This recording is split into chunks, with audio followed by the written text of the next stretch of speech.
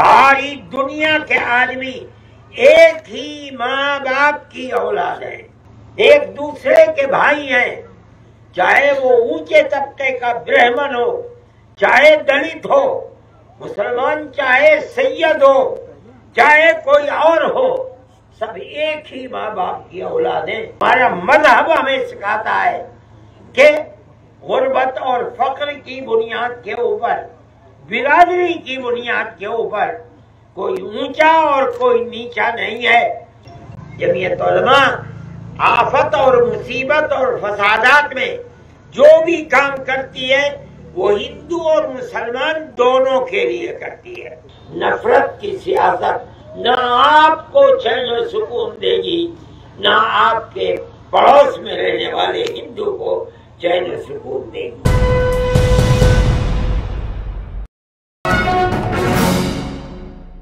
ساری دنیا کے آدمی ایک ہی ماں باپ کی اولاد ہیں، ایک دوسرے کے بھائی ہیں، چاہے وہ اونچے طبقے کا برہمن ہو، چاہے دلت ہو، مسلمان چاہے سید ہو، چاہے کوئی اور ہو، سب ایک ہی ماں باپ کی اولاد ہیں، دو ماں باپ کی اولاد نہیں ہے۔ پھر ان میں تفریق کیسی ہے؟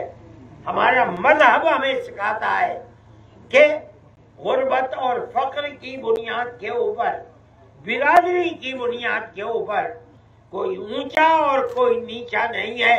اونچا وہ ہے جس کا اپنے اللہ کے ساتھ تعلق بہتر ہے، وہ اونچا ہوگا، چاہے وہ کسی سماج کا آدمی ہو، چاہے کسی برادری کا آدمی ہو۔ جو بات میں کہہ رہا ہوں محبت کی، پیار کی، آپ یہ نہ سمجھیں کہ میں کہہ رہا ہوں، میں آپ کو آپ کے مذہب کی بات بتا رہا ہوں، قرآن کی بات بتا رہا ہوں، اللہ کے نبی حضرت محمد صلی اللہ علیہ وسلم کی حدیث کی بات بتا رہا ہوں۔ آپ جہاں رہیں اسی نظریے کے ساتھ رہیں۔ اگر آپ یہ کریں گے تو آپ اپنی اس آبادی کے اندر امن و سکون کو قائم رکھیں گے۔ میرے بھائی، جن لوگوں کا نقصان ہوا، ریڑھی والے، وہ لوگ جو روزانہ کماتے تھے اور روزانہ بچوں کو کھلا کر ختم کر دیتے تھے، ہم نے اس وقت تقریباً 200 آدمیوں کو، ریڑھی والوں کو، ہم نے جمعیت علماء کے ورکرز سے میوات میں کہا کہ لسٹ بنائے۔ انہوں نے جمعیت علماء کو 200 آدمیوں کی لسٹ دی۔ ہم نے ہر ایک آدمی کو، اگرچہ ریڑھی تو 10,000 میں بن جاتی تھی، لیکن جمعیت علماء نے 200 آدمیوں کو تقریباً 40 لاکھ روپیہ تقسیم کیا۔ پھر ہم نے کہا کہ ایسے لوگوں کی لسٹ بناؤ جن لوگوں کے مکانات کو توڑ دیا گیا۔ کیوں توڑا گیا ہم نہیں جانتے۔ لوگ کہتے ہیں کہ وہ گورنمنٹ کی زمین تھی، اس لیے ان کو بغیر نوٹس دیے ہوئے ان کے مکانات کو بلڈوزر چلا دیا گیا یا گرا دیا گیا۔ ہم نے یہ سوچا کہ ہم اس کی لسٹ بنائیں۔ ابراہیم صاحب، مولانا شوکت صاحب اور جو جمعیت علماء کے صدر ہیں مولانا ہارون صاحب اور ان دوسرے حضرات نے ایک لسٹ بنائی۔ ہم نے اس زمین کو خریدا، جمعیت علماء نے۔ اس کے اندر ہم نے تقریباً 20 آدمیوں کے مکانات 100 گز کے اندر بنانے کے لیے نشان ڈلوائے۔ جمعیت علماء آفت اور مصیبت اور فسادات میں جو بھی کام کرتی ہے وہ ہندو اور مسلمان دونوں کے لیے کرتی ہے۔ ہم فساد کو خراب چیز سمجھتے ہیں۔ ہم نے ان دونوں کے لیے 100 گز کے پلاٹ بنائے اور ہم وہ پلاٹ دے رہے ہیں۔ ہمارے برادران وطن اور بھائی بھی ہیں، 3 ہیں۔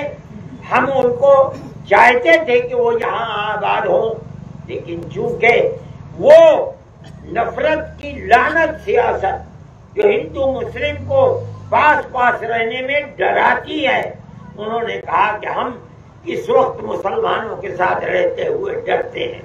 میں کہا ٹھیک ہے، ہم آپ کو پیسے دیں گے، ہم ان کو بھی 1 لاکھ روپیہ دیں گے تینوں کو، اور ہم ان سے کہیں گے کہ آپ کا جہاں جی چاہے آپ اس میں اپنے لیے 10 20 25 50 گز زمین لے لیں اور لے کر کے اپنی زندگی کو گزاریں۔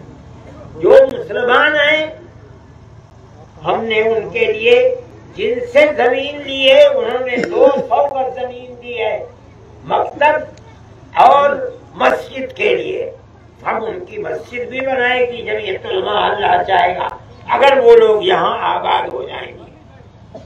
ہم ان لوگوں کو اس مکان کا جس 100 گز کے پلاٹ میں وہ رہے گا ہم وہ اس کے سپرد کریں گے، اور ہم اس کے علاوہ 1 لاکھ روپیہ اس کو مزید دیں گے۔ وہ شروعات کرے گا، وہ چیک ہمارے پاس موجود ہے، جب وہ کام کی شروعات کر دے گا ہم اس کا تحفہ اس کے ہاتھ میں رکھ دیں گے۔ یہ سب جمعیت علماء ہند کی طرف سے ہوگا، لیکن ہماری بنیاد کام کی یہی ہے کہ آپ آپس میں ہندو مسلم مل کر پیار و محبت کے ساتھ رہیں۔ نفرت کی سیاست نہ آپ کو چین و سکون دے گی، نہ آپ کے پڑوس میں رہنے والے ہندو کو چین و سکون دے گی۔ یہ ہماری آپ سے گزارش ہے، اور جمعیت علماء ہمیشہ یہی کرتی ہے۔ وہ لوگ جو مصیبتوں میں گرفتار ہیں، روزانہ مسلم اور کہیں کہیں کسی غیر مسلم جوان کو پکڑ کر اور دہشت گردی کے الزام میں ان کی زندگی برباد کر دیتی ہے فرقہ پرست طاقت۔ جمعیت علماء ہند ان کے کیس کو بھی لڑتی ہے، اس میں ہندو بھی ہیں، مسلمان بھی ہیں۔ ہم پڑھنے والے بچوں کو جو اعلیٰ تعلیم پڑھتے ہیں ہم ان کو وظیفہ دیتے ہیں، تقریباً ہر سال 2 کروڑ روپیہ دیتے ہیں ہم ان کو۔ اس کے اندر مسلمان بچے بھی ہیں، ہندو بچے بھی ہیں، ان کو بھی دیتے ہیں۔ مصیبتیں آ جاتی ہیں، سیلاب آ جاتا ہے، ہم جو اس کے لیے کھانے پینے کے سامان کو لگاتے ہیں، کھلاتے ہیں، ایک کیمپ میں 2700 آدمی، صبح کو 2700 شام کو 2700 بنگال کے اندر کھاتے تھے، کوئی قید نہیں تھی کتنے مسلمان کھا رہے ہیں کتنے ہندو کھا رہے ہیں۔ ایک مصیبت ہے، مصیبت نام اور دھرم پوچھ کر نہیں آتی، آئی مصیبت جو مصیبت کا شکار ہے ہم اس کی مدد کرتے ہیں۔ ہم آپ کے یہاں اسی لیے آئے ہیں، اور ہمارا بنیادی مقصد یہ ہے کہ ہم آپ کو یہ پیغام دے کر جائیں، پیار کا، محبت کا پیغام دے کر جائیں۔ مذہب کی بنیاد پر نفرت ہمارے آقا حضرت محمد صلی اللہ علیہ وسلم نے منع فرمایا ہے۔